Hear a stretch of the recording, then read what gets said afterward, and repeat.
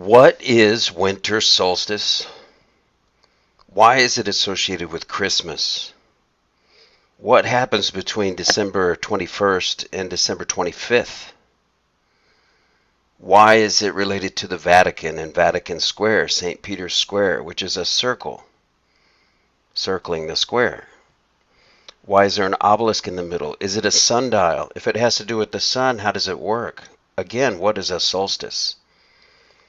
All right, everyone, if you look at the thumbnail picture I've put on this video, you're looking at a side view of Earth, okay? Top is north, bottom is south, as a globe. Now, if you look at those three arrows over to the left, I'm going to show you this before I read this article, okay, from livescience.com. There's three arrows. The middle one, the short one, is the equator. The upper one, at roughly, I think that's 23 or 27 degrees. Hold on, let me look. 23.5 degrees. Up from the equator is the tropic, and it's called the Tropic of Cancer. And the lower one on the bottom, 23.5 degrees below the equator, is the other tropic, the Tropic of Capricorn. If you're listening to this today, this is Christmas Day, known as Christmas Day. To me, it's Monday. Happy Monday. This is December 25th, 2017. And today, the sun is at its furthest point south. Of these three arrows in this picture, the sun is over the bottom arrow. As it rotates around the Earth, around the globe model, it's in the southern hemisphere. So today is actually the longest day of summer for everyone living south of the equator. It's very myopic and ignorant for people to say today is the shortest day of the year, as if the whole planet is the northern hemisphere, which ain't true. There's people living below the equator as well, and today is their longest day of the year, because when the sun goes around the Earth along the Tropic of Capricorn, which is the bottom of these three arrows, then the sun's down there. That's why I live in the northern hemisphere in United States, and it's cold right now, and it's the shortest day of the year because the sun's in the south, and it's their longest day. I lived in Argentina for a while, and it was the strangest thing to get used to Christmas, with people running around in bathing suits, hot, like 115 degrees Fahrenheit outside, 47 degrees centigrade, and people running around half naked, hot, playing games in the pool with decorations from Santa Claus and reindeers and sleigh traveling in snow, still all around the house. Right in the middle of the summer, it was the biggest dichotomy of opposing ideas I'd ever seen in my life, to be in Argentina for Christmas.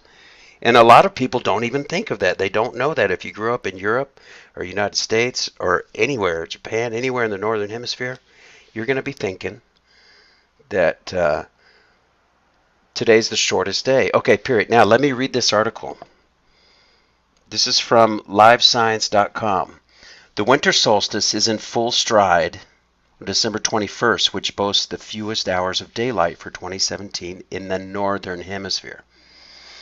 Although the solstice gets an entire day of recognition, it happens in an instant at 11:28 a.m. Eastern Standard Time, or 4:28 p.m. Geneva Mean Time, when the North Pole is at its farthest tilt of 23.5 degrees away from the sun. This position leaves the North Pole beyond the sun's reach and plunges it into total darkness, according to earthsky.org. Let me break here. You can see if the sun is down underneath the equator going around, Australia, New Zealand, Argentina, and Chile, South Africa, and those points, then on this shortest day, Antarctica, the North Pole, the Arctic Circle, has to be in total darkness because the sun can't get around to it. It's down at its furthest point, which is called the Tropic of Capricorn. If you've grown up with hearing that term all your life, maybe today I can help you associate that and you'll go, oh, the Tropic of Capricorn is the furthest it goes south today. So after today, it starts heading north, which is where the religion came from. The sun is born today because it turns around, and they thought it could have disappeared forever, and it starts coming back. And they were like, oh, yippee, the sun's coming back. It's born again. Okay, let me keep reading here on livescience.com, L-I-V-E science.com. In the southern hemisphere, the sun will shine directly overhead at noon at exactly 23.5 degrees south of the equator along the imaginary latitude line known as the Tropic of Capricorn, which runs through Australia, Chile, southern Brazil, and South Africa. That's funny, that's what I just said.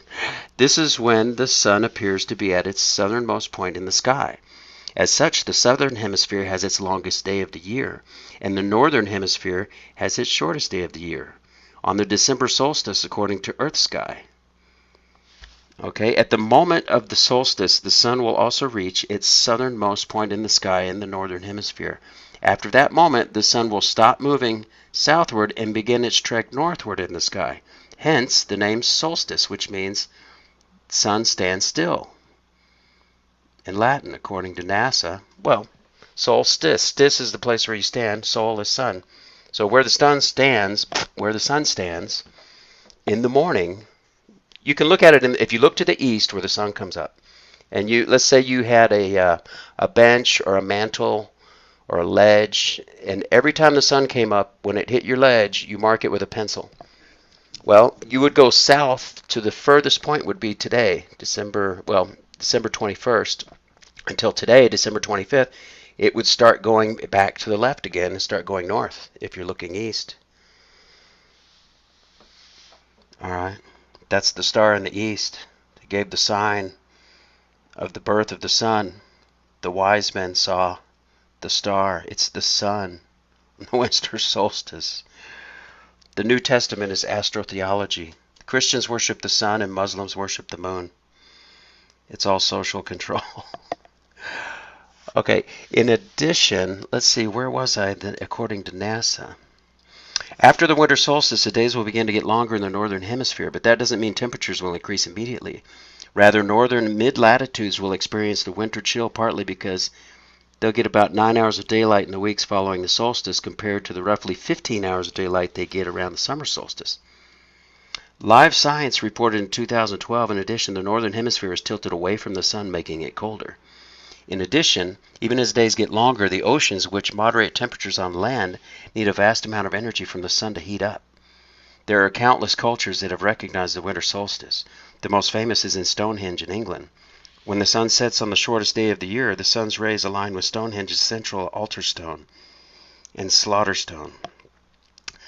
That's pretty sick, really, what you think about what they actually do there. They slaughter people and do blood sacrifices, which may have had a spiritual significance to the people who built the monument. Yeah, blood sacrifice. Live Science reported in 2013, across the world in Mexico's Yucatan Peninsula, the ancient stone-walled Mayan city of Tulum, I've been there, also has a structure honoring the solstices. When the sun rises on the winter and summer solstices, its rays shine through a small hole at the top of one of the stone buildings, which creates a starburst effect. All right, folks, so that's it. I made this video just to try to help you to understand what's going on today, why religion, Christianity, and Islam is based on this, handed down from the secret cabal leadership of the world who gave us both religions, and why it's all based on sun worship. It's pagan. It's the star of the wise men. It's the winter solstice. It's the shortest day of the year in the north and the longest day of the year in the south. And for pagans who lived in the north, around Rome and Israel and Babylon and Sumer, it's got all different kind of names and different chronology and different time periods, but basically when the sun started heading south, it got lower and lower on the horizon, and it kept going south, and they thought, oh my God, it's just going to disappear and leave us, and we're never going to see the sun again. And then they thought, look, it's coming back. And they realized every year the sun came back, and they were so thankful the sun was born again. It started coming back, and the days quit being short. The sun quit disappearing, and it became a religion known as paganism. And we still practice it today, and we have mass for it. And we have blood sacrifice where we eat flesh and drink blood. And in church, we sit down and drink blood and eat flesh, which is a mass, which even in satanic churches, they do it for real. Christians pretend, but it's the same damn thing. Don't do it. Thank you for coming. I'm Alex Aquarius. Please hit like, subscribe, ring the bell for notifications. And I will put out some more videos soon. Thank you for coming. Goodbye.